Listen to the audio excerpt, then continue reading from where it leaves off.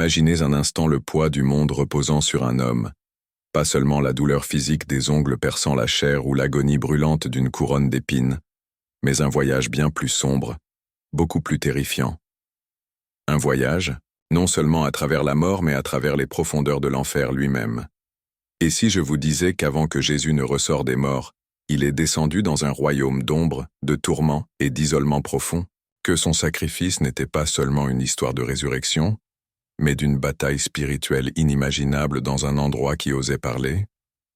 Ce n'est pas seulement un mythe ancien ou une théologie obscure. C'est un chapitre tissé, profondément dans la tradition et les écritures chrétiennes, mais souvent négligé, mal comprise, voire rejetée. C'est une histoire qui nous met au défi de repenser tout ce que nous savons sur la souffrance, la rédemption et l'espoir. Restez avec moi pendant que nous démêlons ce voyage caché, un chemin à travers l'enfer, que Jésus a marché seul, donc nous pourrions ne jamais le marcher nous-mêmes. Lorsque nous pensons au voyage de Jésus vers la croix, la plupart d'entre nous imaginent les heures de souffrance angoissantes, les ciseaux de la foule, la lourde couronne d'épines et le sacrifice ultime sur le calvaire. Mais que se passe-t-il si l'histoire ne se termine pas par sa mort? Et s'il y a un chapitre profond et souvent négligé de son histoire de résurrection, une descente dans les profondeurs de l'enfer? Ce concept n'est pas une invention moderne ou une croyance marginale. Il a des racines profondes dans les Écritures, bibliques et des siècles de théologie chrétienne. L'idée que Jésus est descendu en enfer, avant de remonter à nouveau, est ancrée dans la croyance des apôtres, une ancienne déclaration de croyance chrétienne récitée par des millions à travers le monde pendant des siècles. Le Creed déclare « Il est descendu en enfer, le troisième jour il se leva à nouveau ». Mais qu'est-ce que cela signifie exactement? Et pourquoi cette descente est-elle si critique pour comprendre toute la portée de la mission de Jésus? Tout d'abord, explorons la base scripturaire. Bien que la Bible ne dise pas explicitement, Jésus est allé en enfer. Dans la façon dont nous pourrions l'imaginer, il y a des passages clés qui pointent vers un voyage spirituel au-delà de la mort.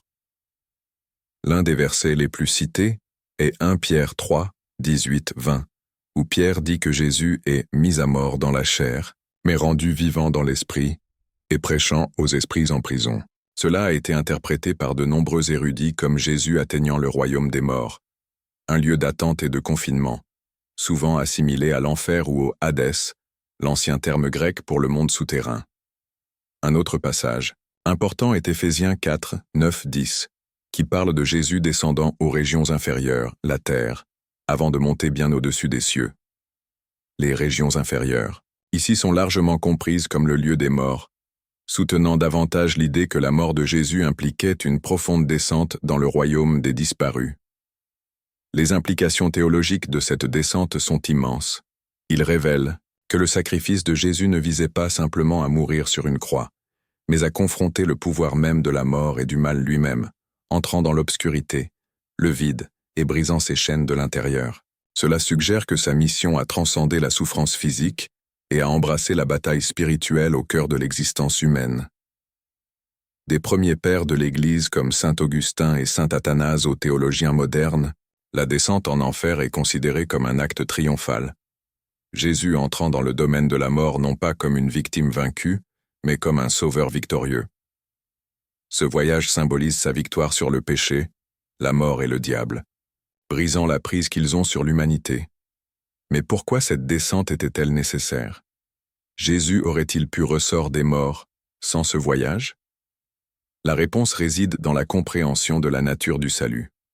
La servitude de l'humanité n'était pas seulement physique mais spirituelle, une captivité au péché et à la mort. En descendant en enfer, Jésus est décrit comme libérant les morts justes qui attendaient la rédemption, une image puissante d'espoir et de restauration pour les croyants. Ce thème nous met également au défi de faire face à la réalité de la souffrance et du mal, que même le Fils de Dieu a dû endurer l'abandon et la bataille spirituelle les plus terrifiants. Il souligne la profondeur de l'identification de Dieu avec la douleur et le désespoir humain, et les longueurs auxquelles l'amour divin ira pour restaurer la création. Cependant, la nature exacte de cet enfer reste un mystère et un sujet de débat intense. Est-ce le lieu de la damnation éternelle? un lieu de détention temporaire pour les morts, ou une représentation symbolique de la séparation de Dieu. Différentes traditions l'interprètent différemment, mais tous sont d'accord sur la vérité centrale. Le voyage de Jésus à travers la mort a impliqué une confrontation avec l'obscurité ultime. Alors que nous commençons à explorer cette descente mystérieuse, il est essentiel d'ouvrir nos esprits et nos cœurs aux profondes réalités spirituelles derrière les mots. Ce n'est pas une simple curiosité théologique, mais une histoire qui touche le cœur de la foi, de l'espoir et du pouvoir de la rédemption. La descente en enfer nous invite à considérer les longueurs auxquelles Jésus est allé par amour, en descendant au bord du désespoir, dans l'ombre où aucune lumière ne semble atteindre, afin qu'il puisse apporter le salut à tous. Ce voyage, caché à la vue dans les Écritures et la tradition, révèle la plénitude de l'histoire de la résurrection, une histoire non seulement de la vie restaurée, mais de l'obscurité surmontée. Le mystère de la descente de Jésus dans l'enfer nous invite à imaginer un voyage différent de tout autre, celui qui traverse non seulement la mort physique, mais un domaine de désolation spirituelle profonde. Ce passage dans le monde souterrain remet en question notre compréhension de la souffrance, de la justice et de l'amour divin. Cela soulève des questions qui ont intrigué les croyants et les théologiens depuis des siècles. Qu'est-ce que Jésus a rencontré exactement en enfer? Était-ce un lieu de tourment, une prison pour les âmes, ou quelque chose au-delà de la compréhension humaine? Et surtout, qu'est-ce que cela signifie pour ceux qui le suivent? En explorant ces questions, nous affronterons la vision ancienne de l'enfer lui-même. Bien avant que les conceptions modernes de la damnation éternelle ne prennent racine, l'enfer, ou Hadès, était compris comme le royaume sombre des morts, un lieu d'attente, une sorte de limbe spirituel où les âmes persistaient. Ce n'était pas nécessairement un lieu de punition ardente, mais plutôt un royaume de séparation, une réalité frappante où la lumière de la présence de Dieu semblait distante ou absente. Pour descendre dans un tel endroit signifiait entrer, dans le silence ultime, l'isolement le plus profond, un exil spirituel. La décision de Jésus d'entrer dans ce royaume sombre témoigne profondément de son identification avec la plus grande expérience de la perte et de la séparation de l'humanité. Il n'a pas simplement subi des souffrances physiques sur la croix, il est allé au-delà de cette douleur, au cœur même de l'abandon. L'Écriture laisse entendre cela dans son cri de la croix. « Mon Dieu, pourquoi m'as-tu abandonné ?» Cette question angoissée reflète non seulement l'agonie physique, mais une expérience de la distance divine qui résonne dans les corridors désolés de l'enfer. Mais la descente de Jésus n'était pas un voyage passif dans le désespoir. C'était un acte de conquête, une mission pour apporter de l'espoir où aucun ne semblait possible. L'Église primitive a enseigné qu'en entrant en enfer, Jésus a brisé les portes de la mort et libéré les âmes tenues là-bas. Cette image résonne profondément parce qu'elle révèle un Dieu qui refuse d'abandonner même les lieux d'existence les plus sombres. Plutôt que de se séparer, Jésus entre dans l'abîme pour rencontrer l'humanité où il est le plus brisé. Cette descente remet en question nos idées sur la justice et la miséricorde. L'enfer est souvent imaginé comme un endroit où la colère de Dieu est déversée en pleine mesure. Pourtant, dans le voyage de Jésus, nous voyons une dimension différente, une dimension où l'amour divin atteint les profondeurs de la souffrance et de l'emprisonnement pour offrir la libération. C'est un amour qui n'est pas distant ou détaché, mais radical et transformateur. Dans le même temps, la descente expose la réalité brute de la guerre spirituelle. Cela suggère que Jésus a fait face à des forces opposées à la volonté de Dieu, des pouvoirs du mal qui tiennent l'humanité dans la servitude. Cette confrontation était nécessaire, non seulement pour vaincre la mort, mais pour récupérer les âmes piégées de désespoir. C'est un rappel que le salut ne concerne pas seulement le pardon individuel, mais sur la restauration cosmique. De plus, l'expérience de l'enfer redéfinit le sens de la résurrection. La montée de Jésus n'est pas seulement un retour à la vie, mais une victoire sur tout ce que la mort représente: l'aliénation, la décomposition et le désespoir. Son voyage à travers l'enfer souligne la profondeur de son sacrifice et la puissance de son triomphe. Il révèle un Dieu prêt à supporter tout le spectre de la souffrance humaine et à sortir victorieux, apportant la lumière dans les royaumes les plus sombres. Pour les croyants, cette descente est à la fois un avertissement et un confort. Il met en garde contre la réalité de la séparation de Dieu, mais offre également l'espoir qu'aucun endroit, aussi sombre, soit hors de portée de l'amour divin. Cela nous appelle à faire confiance à un Sauveur qui a été là, qui a traversé la vallée de l'ombre de la mort, et qui sort de l'autre côté. La descente en enfer nous invite également à réfléchir à nos propres rencontres avec l'obscurité, des moments de désespoir, d'isolement ou de sentiments abandonnés. Dans ces moments, l'histoire du voyage de Jésus devient profondément personnelle. Cela nous assure que nous ne sommes pas seuls, que même dans les moments les plus sombres, Dieu est présent, s'engageant avec nos souffrances et travaillant vers notre rédemption. Pourtant, malgré tout ce riche symbolisme et cette profondeur théologique, la nature exacte de la descente de Jésus reste insaisissable. Est-ce un voyage littéral vers un endroit physique, une réalité spirituelle au-delà de la compréhension humaine, ou une expression symbolique des profondeurs de son sacrifice? L'ambiguïté invite la réflexion et la foi en cours, une tension qui encourage les croyants à lutter avec les mystères de l'amour et de la justice de Dieu. Cette tension elle-même fait partie de l'histoire, un rappel que la foi ne consiste pas à avoir toutes les réponses, mais à faire confiance à un Dieu qui nous rencontre dans nos questions, dans nos doutes et dans nos moments les plus sombres. La descente de Jésus dans l'enfer nous met au défi d'embrasser la plénitude de l'Évangile. Une histoire non seulement de joie et de triomphe, mais aussi de souffrance et de mystère. En fin de compte, la descente est une déclaration profonde sur l'étendue de la solidarité de Dieu avec l'humanité. Il dit qu'aucun endroit n'est trop éloigné, pas d'ombre trop profonde pour que Dieu entre et apporte la vie. Cette étreinte radicale de la rupture, même en enfer elle-même, révèle le cœur d'un Sauveur dont l'amour ne connaît pas de limite. L'idée de Jésus descendant en enfer avant sa résurrection nous invite à plonger plus profondément dans les contextes culturels et historiques qui ont façonné cette puissante croyance. Comprendre à quel point les gens anciens ont vu la mort, l'au-delà et la justice divine, aide à révéler pourquoi cet épisode dans le voyage de Jésus est si vital, et pourquoi il captive toujours les cœurs et les esprits aujourd'hui. Dans le monde de la Bible, la mort n'était pas simplement un événement momentané mais une passerelle dans un royaume invisible, rempli de mystères et de peur. L'ancien peuple hébreu a parlé de Sheol, un monde souterrain sombre où tous les morts sont allés, un lieu de silence, d'obscurité et de séparation des vivants. Ce n'était pas nécessairement un lieu de tourment, mais c'était indéniablement un endroit en dehors de la plénitude de la vie. Ce paysage sombre a formé la toile de fond sur laquelle la descente de Jésus gagne une signification profonde. À l'époque du Nouveau Testament, influencée par la culture hellénistique et la pensée juive, les idées sur l'au-delà sont devenues plus complexes. Les notions grecques d'Hadès, souvent représentées comme une sombre demeure pour les âmes, ont été inscrites avec des concepts juifs de Sheol. Les deux ont peint une image d'un royaume où les âmes s'attardaient, attendant le jugement ou la rédemption. C'est dans ce milieu que les premiers chrétiens ont commencé à articuler le mystère de la descente de Jésus.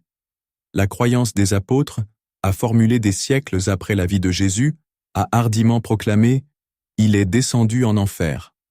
Cette phrase n'était pas censée effrayer les croyants, mais souligner l'exhaustivité de la victoire du Christ sur la mort. C'était une déclaration que Jésus avait pleinement connu la mort et ses conséquences, pas simplement en mourant, mais entrant dans la place des morts pour revendiquer l'autorité et libérer les âmes. Cette croyance a également porté un message d'espoir aux premiers chrétiens qui vivaient sous la persécution et l'oppression. Dans un monde rempli d'incertitudes et de souffrances, l'idée que Jésus est entré dans les enfers et a triomphé est devenue une profonde source de réconfort. Cela leur a assuré que la mort n'était pas la fin, qu'aucun royaume, même les profondeurs de l'enfer, était au-delà de la puissance et de l'amour de Dieu. Dès le premier art et la littérature chrétienne, la descente en enfer est devenue un motif vif. Les peintures médiévales représentaient souvent Jésus décomposant les portes de l'enfer, libérant Adam, Ève et les justes qui étaient morts avant sa venue. Cette imagerie symbolisait non seulement la libération de la mort physique, mais la délivrance de la servitude spirituelle. Historiquement, les théologiens ont lutté avec la façon d'interpréter cette descente. Certains comprenaient l'enfer comme la demeure des damnés, un lieu de punition éternelle. D'autres l'ont vu comme les limbes des patriarches, un lieu de repos temporaire pour les morts justes avant la victoire du Christ. D'autres encore le considéraient métaphoriquement comme une déclaration sur la solidarité de Jésus avec l'expérience humaine ultime de l'aliénation et de l'abandon. Ces interprétations reflètent la tension et le mystère entourant cet épisode. Ils reflètent également une lutte humaine plus large pour comprendre la souffrance, la justice et la rédemption. La descente défie les croyants d'embrasser un Dieu qui entre dans le désordre de la mort et l'inconnu, plutôt que de rester distant ou indifférent. De plus, cet épisode invite la réflexion sur la nature de l'humanité de Jésus. Sa descente dans l'enfer souligne la plénitude de son identification avec l'expérience humaine. Il n'a pas simplement souffert de douleurs physiques. Il est descendu dans les profondeurs spirituelles où les âmes languissent, où l'espoir est rare et où la séparation de Dieu se sent absolue. Ce faisant, Jésus embrasse la totalité de la rupture humaine, offrant un chemin vers la restauration. Ce voyage dans les enfers amplifie également la tension dramatique de l'histoire de la résurrection. Ce n'est pas simplement une montée triomphante de la mort, mais une conquête de l'obscurité la plus profonde. La résurrection apparaît non seulement comme une évasion de la souffrance, mais comme une victoire cosmique sur les forces qui lient l'humanité au désespoir. De plus, la résonance culturelle de cette descente continue de faire écho à la spiritualité moderne. Pour beaucoup, cela symbolise l'espoir au milieu de la souffrance, un rappel que même les endroits les plus sombres de la vie ne sont pas abandonnés.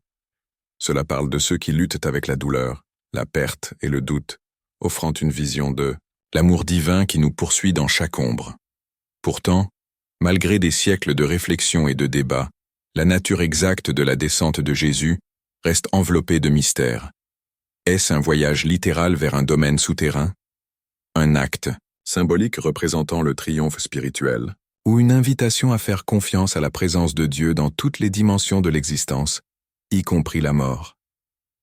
Cette incertitude invite une posture d'humilité et d'émerveillement. Cela nous rappelle que la foi ne concerne pas des réponses faciles, mais sur le grappling avec des réalités profondes. La descente de Jésus dans l'enfer invite les croyants à maintenir la tension entre l'obscurité et la lumière, la souffrance et l'espoir, la mort et la vie.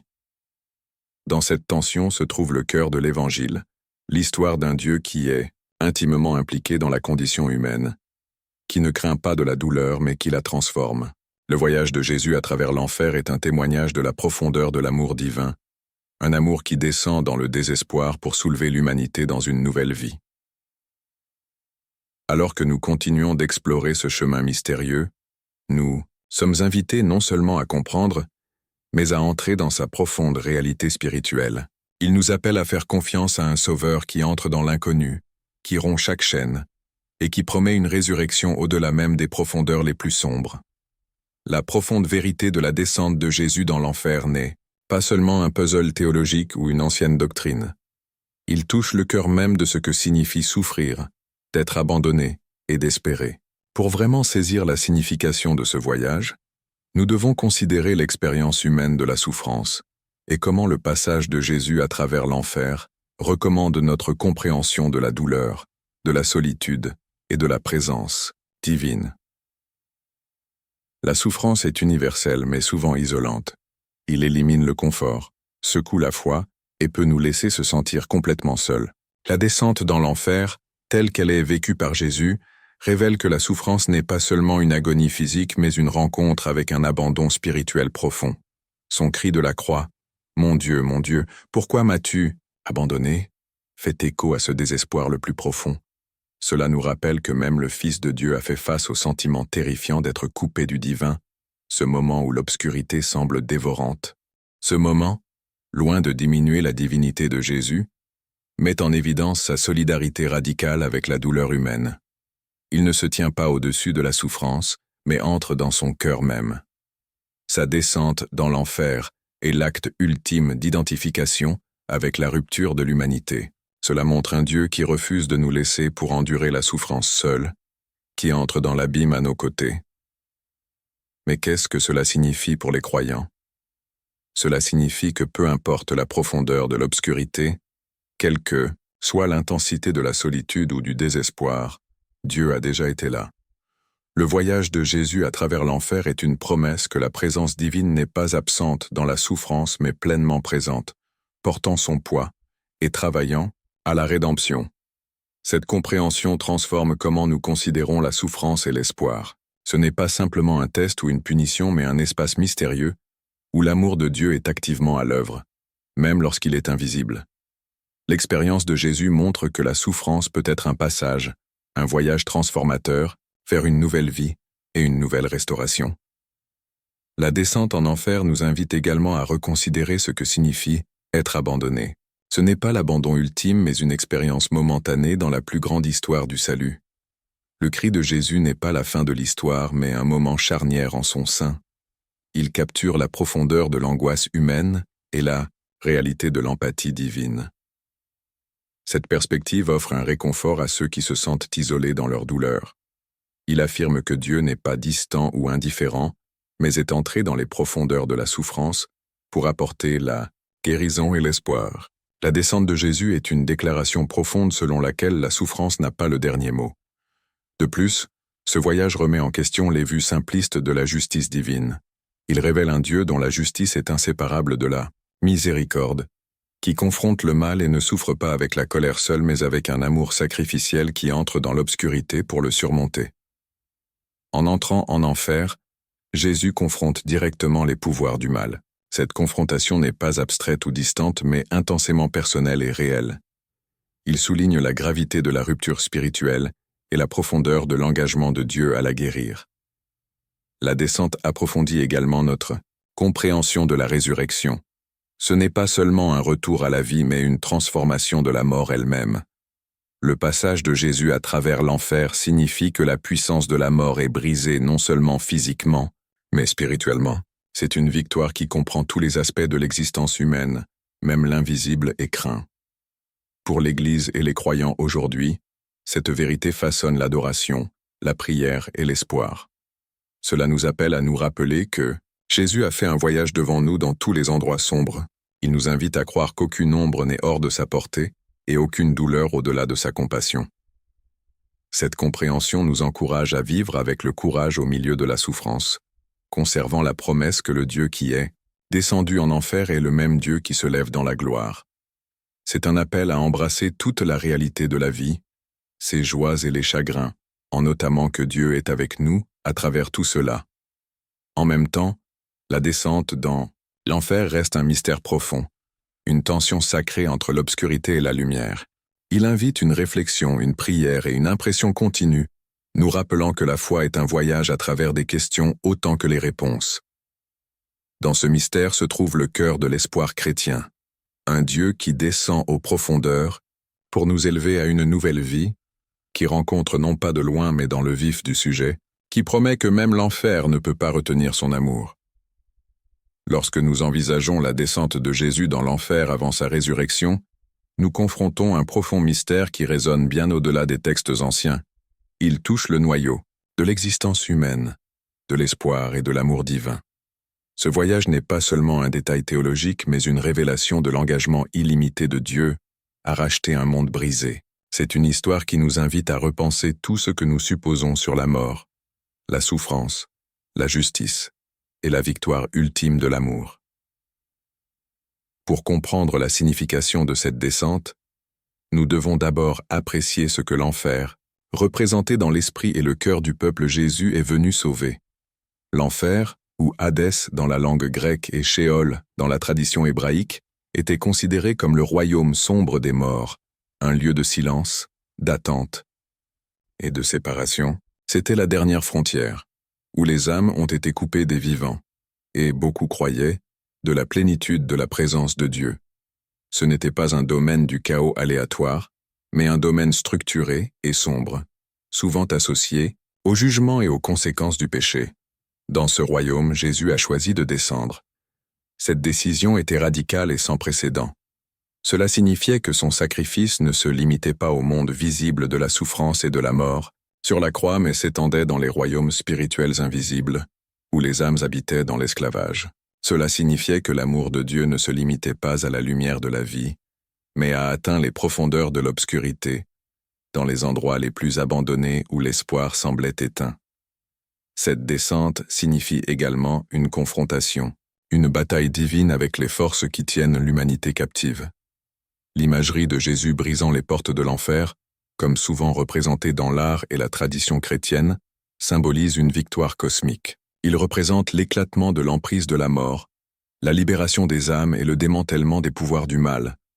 Ce n'était pas un voyage passif, mais une mission triomphante, une déclaration selon laquelle la mort et l'enfer n'ont pas le dernier mot. Pourtant, la descente en enfer nous met au défi de lutter avec des questions complexes sur la nature du salut et de la justice divine.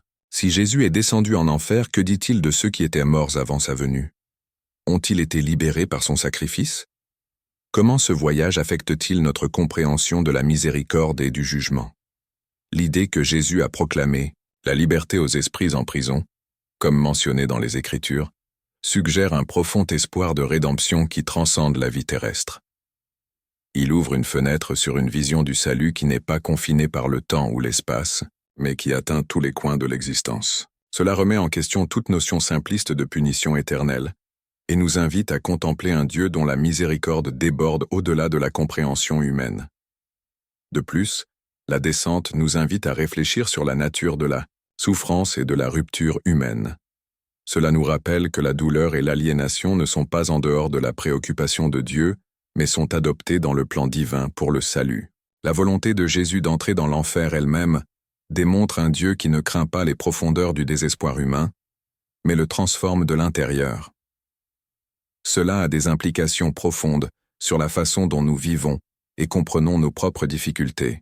Dans des moments d'obscurité, que ce soit une maladie physique, un désespoir émotionnel ou une crise spirituelle, nous pouvons trouver un réconfort dans la connaissance que Jésus a d'abord été là. Sa descente est une assurance puissante, qu'aucune souffrance n'est trop grande, aucun endroit trop sombre pour que l'amour de Dieu atteigne. En même temps, ce mystère nous appelle à l'humilité, la nature précise de l'enfer. L'expérience que Jésus a endurée et la portée complète de sa victoire restent enveloppées de mystères. Différentes traditions interprètent ces vérités de manière variée, reflétant les limites de la compréhension humaine face au divin. Cela invite le dialogue, la réflexion et la foi en cours, une volonté d'embrasser l'incertitude, tout en faisant confiance à la bonté ultime de Dieu. La descente sert également de rappel profond de l'interconnexion, de la mort et de la résurrection. Le voyage de Jésus à travers l'enfer n'était pas un événement isolé, mais faisait partie du plus grand récit de la rédemption. Il souligne que la résurrection n'est pas seulement un renversement de la mort, mais une transformation de la réalité elle-même, où même le pouvoir de l'enfer est surmonté et intégré dans la nouvelle création. Cette vision inspire l'espoir, que la mort n'est pas la fin mais un passage vers quelque chose de plus grand. Il encourage les croyants à vivre avec une perspective ancrée dans l'éternité, où la souffrance et la mort ne sont pas dénuées de sens, mais font partie d'une histoire plus large d'amour et de restauration. De plus, la descente en enfer nous appelle à une appréciation plus profonde de la présence de Dieu au milieu de l'histoire et de l'expérience humaine. Il révèle un Dieu qui est activement impliqué dans toutes les dimensions de l'existence, qui descend pour élever, qui s'engage avec la rupture du monde plutôt que de se tenir à l'écart. Cela a des implications pratiques sur la façon dont nous nous engageons les uns avec les autres. Il nous appelle à incarner un amour qui atteint la douleur des autres, à se tenir avec ceux qui souffrent et à apporter de la lumière dans des lieux d'obscurité. L'histoire de Jésus en enfer n'est pas seulement un fait historique ou théologique, il s'agit d'un modèle de présence compatissante et d'espoir transformateur. En fin de compte, la descente en enfer est une invitation à faire confiance à un Dieu qui nous a devant nous, qui confronte la mort et le mal, afin que nous puissions vivre dans la liberté. C'est un rappel que peu importe la profondeur de l'obscurité, la lumière de la résurrection attend. Il nous met au défi de vivre audacieusement, d'espérer férocement et d'amour radicalement, fondé sur la réalité d'un sauveur qui a déjà traversé l'enfer et est sorti victorieux.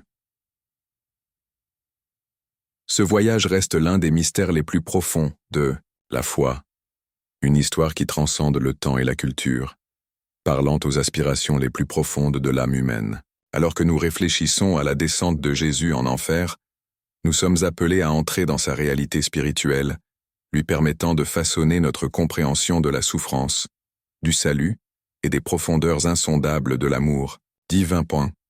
L'histoire de la descente de Jésus dans l'enfer avant sa résurrection est l'un des chapitres les plus profonds et les plus mystérieux de la foi chrétienne.